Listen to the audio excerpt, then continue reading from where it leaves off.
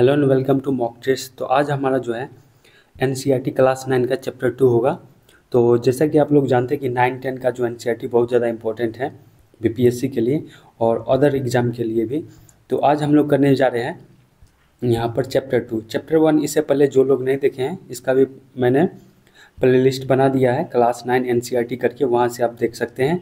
हर chapter का आपको जो है एनसीईआरटी नोट्स के साथ ये सब मिल जाएगा। देख रहे हैं यहाँ पर नोट्स की तरह जो है बनाया गया है और ये फुली एनसीईआरटी का जो है उसमें लाइन बाय लाइन करके लिख दिया है। यहाँ पर आप देख सकते हैं कि इम्पोर्टेंट पॉइंट ये बार बार पूछा जाता है। रॉबर्ट ओवन के बारे में, लुईस प्लैंक के बारे में, कार्ल मार्क्स के बारे में और बात कर ले रूसी क्रांति के बारे में। ठीक है, ये सभी आज हम लोग देखने वाले हैं इस चैप्टर में। और बात कर लेंगे यहाँ पर जो खूनी रविवार होता है वो उसके बारे में। ठीक है, कब हुआ था, फादर गैपोन कौन थे, ये सारा चीज़ हम लोग आज देखने वाले हैं। जार निकोलस टू, ठीक है, ये सारा चीज़ हम लोग, प्रथम विश्व युद्ध और रूसी साम्राज्यवाद, ये सारा हम लोग इस चैप्टर में देखने वाले हैं। फरवरी के बाद क्या हुआ, फरवरी क्रांति क्या था, ठीक है, मजदूर आंदोलन क्या था, अक्टूबर 1917 वाला, ये सारा चीज़ हम लोग आज हम लोग देखने वाले हैं। ठीक है, स्टालिन गार्ड, ठीक है, बार बार आप लोग जो सेट बनाते होंगे तो ये सब आता होगा। एक बार अगर आप एनसीईआरटी का जो है कर लेते हैं तो आपका जो है कोई भी दिक्कत नहीं आएगा कोई भी क्वेश्चन बनाने में। और इसके बाद जो इसमें जो है एमसीक्यू भी दिया गया है। ठीक है, यहाँ पर देख सकते हैं एमसीक्यू भी दिया गया है और यहाँ पर टाइमलाइन भी दिया गया है लास्ट में, इम्पोर्टेंट डेट सब जो कि आता है। चलिए इस चैप्टर को हम लोग स्टार्ट करते हैं। इसका पीडीएफ के लिए हमारे टेलीग्राम से जुड़ सकते हैं। चलिए स्टार्ट करते हैं। और यहाँ पर हम बता दें कि इससे जो इम्पोर्टेंट पैराग्राफ होगा वही हम डिस्कस करेंगे, जो इम्पोर्टेंट नहीं होगा उसको हम छोड़ देंगे। यहाँ पर देखेंगे यूरोप में समाजवाद और रूसी क्रांति। यहाँ पर लिखा गया है कि फ्रांसीसी क्रांति में जो है सामाजिक संरचना संभावना सूत्रपात किया गया। 18वीं सदी से पहले फ्रांस में समाज जो है श्रेणियों में बटा हुआ था। ठीक है, अभी इससे पहले हम लोग फ्रांस की क्रांति देखे थे। ठीक है, इसमें जो है first state, second state, third state में बटा हुआ था। अब धीरे धीरे क्या होता है, चेंज होता है। यहाँ पर जो है पूछा जाए कि रूसी क्रांति में किस तरह से आदमी जो है बटे हुए थे। ये कुछ उदारवादी थे, कंजर्वेटिव थे, रेडिकल थे। ठीक है, यहाँ से ये तीनों पॉइंट आपको याद रखना है, लिबरल्स, कंजर्वेटिव्स और रेडिकल्स। ये जो है कभी कभी हिंदी में भी लिखा हुआ आ जाता है। ठीक है, कंजर्वेटिव ही लिखा आ जाएगा हिंदी में। ठीक है, तो आप अगर तीनों शब्द याद रखें। बहुत से लोगों ने परिवर्तन पक्ष चाहते थे और परिवर्तन धीरे धीरे, उनमें से ये तीनों नाम याद रखना है। अब तीनों में ये क्वेश्चन आता है कि उदारवादी, रूढ़िवादी, रेडिकल्स जो है ये समाज में जो बटे हुए थे ये लोग, और ये क्या चाहते थे, इनसे क्वेश्चन आता है। ठीक है, यहाँ से यही स्टेटमेंट उठा के इसमें पूछ दिया जाएगा। तो यहाँ रेडिकल्स, रूढ़िवादी यहाँ दिया गया है। ठीक है, और यहाँ से आप देखेंगे कि ये दो व्यक्ति जो थे फ्रांस की क्रांति से में महत्वपूर्ण उल्लेख किए थे। ठीक है, याद रखना है कि भारत में जो है राजा राम मोहन राय और डेरिएजो ने जो है फ्रांसीसी क्रांति के महत्व को उल्लेख किया था। ठीक है, अब यहाँ पर यूरोप में जो है लगभग सभी लोग चाहते थे कि परिवर्तन आए। ठीक है, ये कुछ लोग परिवर्तन के पक्ष में थे, कुछ परिवर्तन धीरे धीरे चाहते थे। इनमें जो है तीन जो है उभर के आता है, तीन व्यक्ति विभाजित होते हैं। मतलब कुछ लिबरल्स हो जाते हैं, कंजर्वेटिव हो जाते हैं। ये विचारधारा है। ठीक है, ये जाति नहीं, ये विचारधारा है। कोई लिबरल विचारधारा के थे, कंजर्वेटिव के थे और रेडिकल्स के थे। इसमें जो है बढ़ जाते हैं। कुछ लोग चाहते हैं कि ये जो बदलाव हो रहा है धीरे धीरे हो, जो पक्ष में कुछ लोग जो है परिवर्तन के पक्ष में, कुछ जो है धीरे धीरे परिवर्तन आए। ठीक है, अब यहाँ पर आता है उदारवादी। ठीक है, उदारवादी हम लोग किसको बोलेंगे, लिबरल्स को बोलेंगे। ठीक है, समाज परिवर्तन समर्थक एक समूह उदारवादी का था जो ऐसा राष्ट्र चाहता है जो सभी धर्मों का एक समान सम्मान मिले। तो कौन चाहता था कि सभी धर्मों को एक सम्मान मिले, तो ये उदारवादी चाहता था। ठीक है, उदारवादी समूह जो है डायनेस्टिक आधारित शासकों का अनियंत्रित सत्ता से का विरोधी था। जो हमारा सत्ता चले आ रहा था कि राजा का बेटा राजा, फिर राजा का बेटा राजा, ये जो डायनेस्टी वाला जो वंश आधारित जो सत्ता था उसमें जो है उसका विरोधी था ये। ठीक है, उदारवादी। और क्या चाहता था उदारवादी लोग जो थे, उदारवादी के अनुसार जो सरकार को जो है किसी के अधिकारों को छीनना तथा अधिकार नहीं दिया जाना चाहिए। उदारवादी चाहते थे कि किसी को अगर अधिकार मिला है, ठीक है, राइट मिला है, तो उसको जो है सरकार को छीनने का अधिकार नहीं है। उदारवादी समूह जो है प्रतिनिधि आधारित निर्वाचित इलेक्टेड गवर्नमेंट के पक्ष में थे। ये चाहते थे कि जो सरकार बनेगा ना वो इलेक्टेड गवर्नमेंट के द्वारा बनेगा, मतलब कि हम लोग चुनेंगे, ठीक है, उसके पक्ष में थे। जो मुक्त और प्रशिक्षित न्यायपालिका द्वारा बनाए गए कानून के अनुसार शासन किया जाए, ठीक है, जो क्या हो, न्यायपालिका द्वारा बनाए गए कानून के अनुसार जो है कार्य करेगा। और ये और क्या चाहते थे कि इसको, यह समूह जो है लोकतंत्रवादी नहीं था, स्वाभाविक यूनिवर्सल अदल फ्रेंचाइज अर्थात सभी को मत देने के अधिकार के पक्ष में नहीं थे। ये चाहते थे कि यूनिवर्सल जो मत देने का अधिकार हो ना, वो सभी के पक्ष में नहीं हो। उनका मानना था कि वोट का अधिकार केवल संपत्ति धारियों का ही मिलन हो। अब देखिए सबसे इम्पोर्टेंट पॉइंट यही है, ठीक है, ये उल्टा के पूछ देता है कि मत देने का अधिकार जो है जो कौन चाहते थे, कौन सा विचारधारा का था, तो ये विचारधारा था, ठीक है, इनका जो है यूनिवर्सल अदल्ट फ्रेंचाइज उसको बोलते हैं जो वोट देने के सभी अधिकार होते हैं। लेकिन ये चाहते थे कि बस संपत्ति धारक ही क्या कर सके, वोट देने का अधिकार रख सके, ठीक है।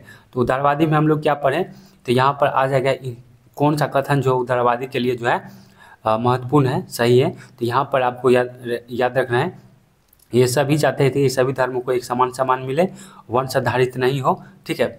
और क्या चाहते थे, सरकार को किसी के अधिकार को छीनने का अधिकार नहीं है। ये इंपॉर्टेंट पॉइंट हो गया, आप इसको नोट्स बना के भी लिख सकते हैं, ठीक है। और ये लोग चाहते थे कि इलेक्टेड गवर्नमेंट हो, ठीक है, चुना हुआ सरकार हो, निर्वाचित सरकार हो, और न्यायपालिका द्वारा जो है बनाए गए कानून के अनुसार जो है शासन चले।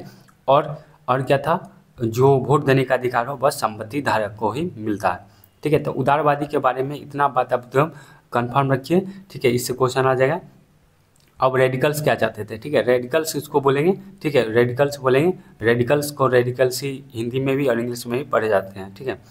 रेडिकल समूह लोग ऐसी सरकार के पक्ष में थे जो देश की आबादी के बहुमत के समर्थक। ऐसा सरकार चाहते थे कि जो देश की आबादी है ना उसके बहुमत के समर्थन के आधार थे, बड़े जिम्मेदारी और संपन्न उद्योगपतियों को प्राप्त किसी भी प्रकार विशेष अधिकार के विरुद्ध थे। और इस समूह के महिला अधिकारियों को जो है विभिन्न मताधिकार का आयोजन किया है। ये चाहते थे कि महिला भी क्या करे, मतलब जो है आंदोलन में भाग ले, वोट करे, ठीक है।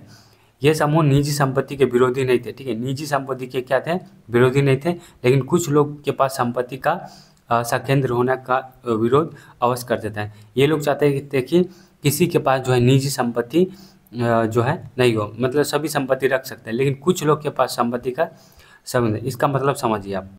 अब यहाँ से इसका पॉइंट याद रखिए कि रेडिकल जो जाते थे ऐसी सरकार में पक्ष थे जो वोटिंग के द्वारा, ठीक है, बहुमत के समर्थन पे वोट करे और जो जीते वही क्या करे, सरकार बनाएगा, ठीक है, बहुमत के समर्थन पर आधारित था। पहला पॉइंट ये हो गया। दूसरा पॉइंट ये हो जाएगा कि बड़े जमींदार एवं संपन्न उद्योगपति के प्राप्त का जो है विशेष अधिकार। जो बड़े जमींदार होते थे, उद्योगपति थे, उनको क्या बहुत ज़्यादा अधिकार प्राप्त था सरकार से, ठीक है, वो उसके विरुद्ध थे, ठीक है, उसको जो है उतना विशेष अधिकार नहीं मिले, उसके विरुद्ध थे। तीसरा क्या है कि महिलाओं को भी क्या अधिकार दिया जाना चाहिए, किसी भी चीज़ में भाग लेने के लिए जो है लेना चाहिए, ठीक है, महिला को अधिकार के पक्ष में थे। और चौथा ये हो जाएगा कि जो संपत्ति है ना वो कुछ आदमी के पास रहे, लेकिन ये जरूरी नहीं कि सारा जो उसके विरोधी नहीं थे। मान लीजिए जैसे रेलवे है, ठीक है, ये मतलब कोई किसी आदमी को मान लीजिए अंबानी को दे दिया जाए रेलवे का जो संपत्ति है, तो मनमाना करेगा, जिस तरह से जियो का रेट बढ़ गया उसी तरह से। तो ये निजी संपत्ति के विरोधी नहीं थे, लेकिन कुछ लोगों के पास हो वो लोग जो है इसका विरोध चाहते थे। अब हम लोग देखेंगे रूढ़िवादी, ठीक है। रूढ़िवादी वर्ग उदारवादी और रेडिकल दोनों के विरोधी थे। रूढ़िवादी जो वर्ग थे, उदारवादी और रेडिकल, ये दोनों के विरुद्ध थे। तो यहाँ से क्वेश्चन आएगा कि कौन सा वर्ग जो था उदारवादी और रेडिकल दोनों के विरोधी थे, तो ये रूढ़िवादी था, ठीक है। इनके विचारधारा बदले, इन्हें लगने लगा कि परिवर्तन आवश्यक है।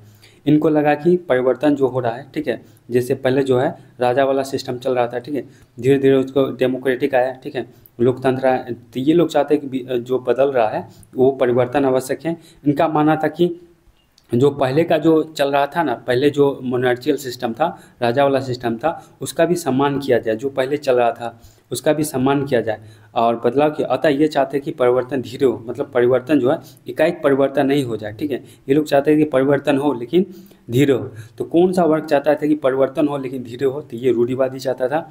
फ्रांसीसी क्रांति के बाद जो उत्पन्न हुई राजनीतिक उथल पुथल के बाद जो है सामाजिक प्रजन से संबंधित इन विचारों का मत जो है काफ़ी टकराव हुए।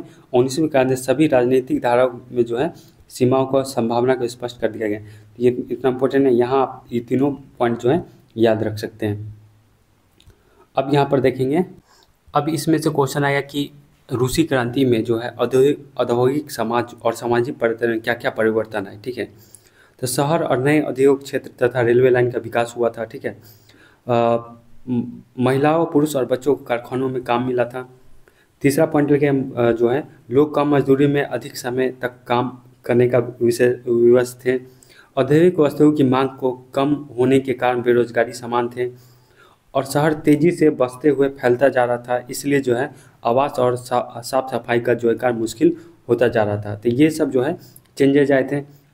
अब देखते हैं यहाँ पर कि उदारवादी और रेडिकल दोनों इन समस्या को समाधान ढूंढने की कोशिश कर रहे थे कि ये जो हो रहा है बेरोजगारी, ये सब का जो है बेरोजगारी के कारण ये सब का जो है समाधान ढूंढने का जो है कोशिश कर रहे थे उदारवादी और रेडिकल्स।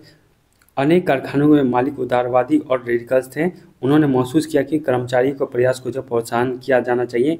इनका विश्वास था कि यदि मजदूर स्वस्थ हो और नागरिक पढ़े लिखे हो तो व्यवस्था से का लाभ उठाया जा सकता है। ठीक है, अगर मजदूर अच्छे होंगे और स्वस्थ होंगे तो उनका जो है लाभ उठाया जा सकता है। तो यहाँ पर आप लोग देखेंगे कुछ जो है यहाँ पर आएंगे कम्युनिस्ट समाज की विचारधारा के लोग, जो कि हम लोग अभी पढ़ने वाले हैं। तो यहाँ पर उतना जो है इम्पोर्टेंट नहीं है। अब यहाँ पर देखिए कि समाजवादी, ठीक है, समाजवादी निजी संपत्ति के विरोधी थे। ठीक है, समाजवादी जो थे कि कोई भी आदमी जो है प्राइवेट प्रॉपर्टी नहीं रखेगा। ठीक है, उनका मानना था कि अभी भी आप रूस में जाइए, ठीक है, वहाँ जो है निजी संपत्ति नहीं है। ठीक है, प्राइवेट प्रॉपर्टी नहीं है, सभी जो है सरकार का है। समाजवादी जो चाहते थे, निजी संपत्ति के विरोधी थे। उनका मानना था कि संपत्ति निजी समझ का व्यवस्था ही सभी समस्याओं का आधार है, कि ये जो प्राइवेट प्रॉपर्टी है ना, यही जो है समस्याओं का आधार है। ठीक है, ये जो है किसी के पास जो है निजी संपत्ति नहीं है।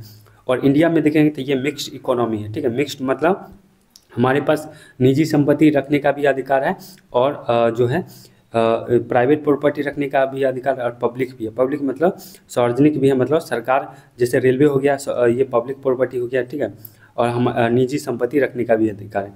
लेकिन ये लोग चाहते हैं कि निजी संपत्ति के विरोधी थे। संपत्ति निजी समझ व्यवस्था ही सभी समस्याओं का, ये लोग मानते थे कि ये जो है सबसे बड़ा समस्या है। ठीक है, इन संपत्तियों के लिए जो है व्यक्ति के बजाय पूरे समाज में नियंत्रण हो और साझा सामाजिक हितों को ठीक प्रकार ध्यान दिया जाए। और यहाँ पर समझिए कि यहाँ से क्वेश्चन आएगा कि समाजवादी क्या चाहते थे। समाजवादी निजी संपत्ति के विरोधी थे। इतना बात आपको क्या करना है, याद रखना है। अब यहाँ पर वेरी इंपॉर्टेंट जो है रॉबर्ट ओवन। ठीक है, रॉबर्ट ओवन के द्वारा जो है न्यू हार्मनी नाम का एक समुदाय का रचना का प्रयास किया गया।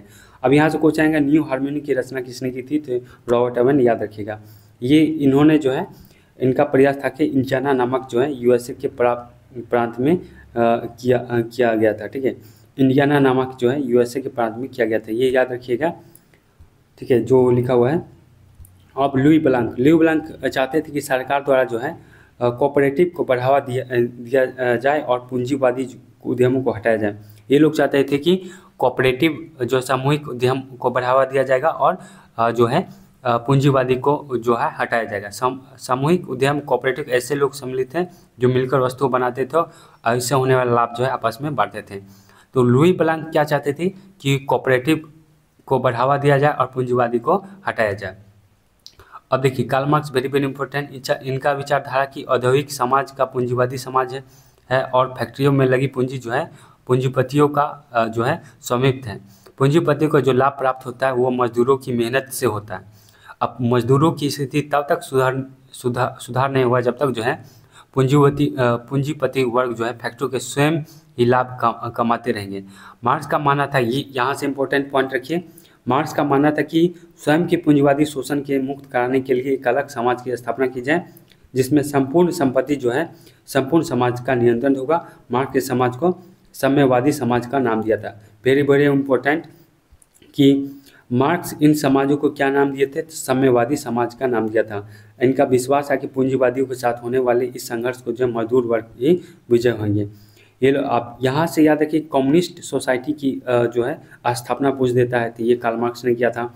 ये लोग चाहते थे कि मजदूर को भी जो है मजदूर की स्थिति तब तक सुधार नहीं होगी जब तक ये पूंजीपति नहीं चाहेंगे, क्योंकि ये जो पूंजीपति जो है जो भी लाभ प्राप्त होता है पूंजीपति का वो मजदूरी की मेहनत से होता है। ठीक है। तो ये चाहते थे जो है कम्युनिस्ट सोसाइटी की स्थापना की जाए।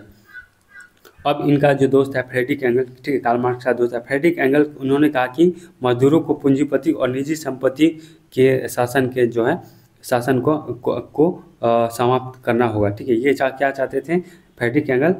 तो इन्होंने कहा कि मजदूरों को जो है पूंजीवाद और निजी संपत्ति के शासन को जो है क्या करना है, समाप्त करना होगा। अब यहाँ पर समाजवाद के लिए समर्थन, समाजवादियों ने अपने प्रयास के लिए जो है सेकेंड इंटरनेशनल, द्वितीय इंटरनेशनल नामक एक अंतर्राष्ट्रीय संस्था बनाई थी। ठीक है, समाजवादियों ने कौन सा एक संस्था बनाया था? तो द्वितीय इंटरनेशनल नामक एक अंतर्राष्ट्रीय संस्था बनाई थी। इंग्लैंड और जर्मनी के मजदूर जो है सोशल डेमोक्रेटिक पार्टी, ठीक है, समाजवादी लोकतंत्र पार्टी और लेबर पार्टी जैसे संगठन बनाने शुरू कर दिए थे। ठीक है, याद रखिएगा ये दोनों बात। ये संगठन इसलिए बनाए गए थे क्योंकि वो अपने जो है जीवन और कार्य स्थिति को सुधार लाना चाहते थे। वे संकट के समय जो है अपने सदस्यों की मदद करने के लिए कोष स्थापित करना चाहते थे। काम के घंटों में कमी तथा मताधिकार का जो है अधिकार चाहते थे। तो ये सभी के लिए कौन सा संगठन बनाया गया था? तो सेकेंड इंटरनेशनल। ठीक है, और क्या बनाया? Social democratic party, labour party, ये सब का स्थापना करने लगे थे ये सब चीज़ चाहने के लिए। अब देखिए ब्रिटेन में जो है समाजवादियों ने और ट्रेड यूनियन ने, आंदोलनकारियों ने 1905 में जो है लेबर पार्टी के नाम से और फ्रांस में जो है सोशलिस्ट पार्टी के नाम से अपना एक अलग पार्टी बना लिया था। वर्ष 1914 में यूरोप में कहे गए समाजवादी सरकार के गठन के सफल नहीं हो पाए, परंतु उन्होंने स्वयं को जो है मजबूती से संसदीय राजनीति प्रस्तुत किया था। अब यहाँ पर पूछा जाए 1905 में दो जो पार्टी बना था उसको बताइए। तो ब्रिटेन के समाजवादियों ने क्या बनाया था? लेबर पार्टी बनाया था, और फ्रांस में जो है सोशलिस्ट पार्टी बनाया गया था 1905 में। अब यहाँ देखिए रूसी क्रांति, वेरी वेरी इंपॉर्टेंट टॉपिक यहाँ से आ रहा है। 1917 के अक्टूबर क्रांति के मध्य जो है समाजवादियों ने रूस में जो कि सरकार का अधिकरण किया, और फरवरी 1917 में जो है मोनार्ची का अंत हो गया। ठीक है, राजतंत्र का अंत हो गया। इन घटनाओं से रूसी क्रांति जो के नाम से जानते हैं। ठीक है, तो यहाँ से रूसी क्रांति कब हुआ था? 1917 में हुआ था, याद रखिएगा। अब यहाँ पर क्वेश्चन है कि रूसी क्रांति जो कब घटी थी? तो अक्टूबर में घटी थी। ठीक है, अक्टूबर 1917 में जो रूसी क्रांति घटी थी, याद रखिएगा। रूसी साम्राज्य 1914। ठीक है, अब क्या होता है, किस तरह का कहानी है वो देखेंगे। 1914 में है जार निकोलस II का जो है रूस और उनके पूरे साम्राज्यवाद पर शासन था। मॉस्को के आसपास के क्षेत्र अतिरिक्त रूसी साम्राज्य में जो है Finland, Latvia, Lithuania, Estonia, Poland, Ukraine, Belarus कुछ क्षेत्र भी जो है समाहित थे। 1914 में जो है जार निकोलस II जो है का रूस का उनके पूरी साम्राज्य पर शासन था। यहाँ से क्वेश्चन है कि 1914 में जो है कौन शासन कर रहा था? तो जार निकोलस II कर रहा था। ठीक है, और मॉस्को के आसपास का क्षेत्र जो था उस पर भी ये पूरा क्षेत्र जो था समाहित था। अब यहाँ पर देखेंगे कि रूसी समाजवाद के अंतर्गत जो है कैथोलिक, प्रोटेस्टेंट, मुस्लिम, बौद्ध धर्म भी शामिल थे। यहाँ पर आप लोग देख ले कि 1914 में जार निकोलस II था, इतने जो है इसके अंदर आते थे। ठीक है, ये देश यूक्रेन जो सुनते हैं वार में अभी फंसा हुआ है, ये सभी उस समय समाहित थे रूस में ही। और यहाँ पर देखने वाली ये क्वेश्चन पूछता है, रूस की जो है जनता आजीविका के लिए कृषि पर निर्भर है। 85% जनता जो है आजीविका के लिए जो है कृषि पर निर्भर था। फ्रांस में 40% और जर्मनी में 50% लोग कृषि में संलग्न थे। तो 20वीं सदी में जो है पूछा जाएगा कि ज़्यादातर लोग किस पर आधारित हैं? तो ये कृषि पे। ठीक है, ऑप्शन में उद्योगवाद दे देता है, ठीक है, फंसाने के लिए, तो आपको पूरे याद रखना है 85% लोग जो है कृषि पे।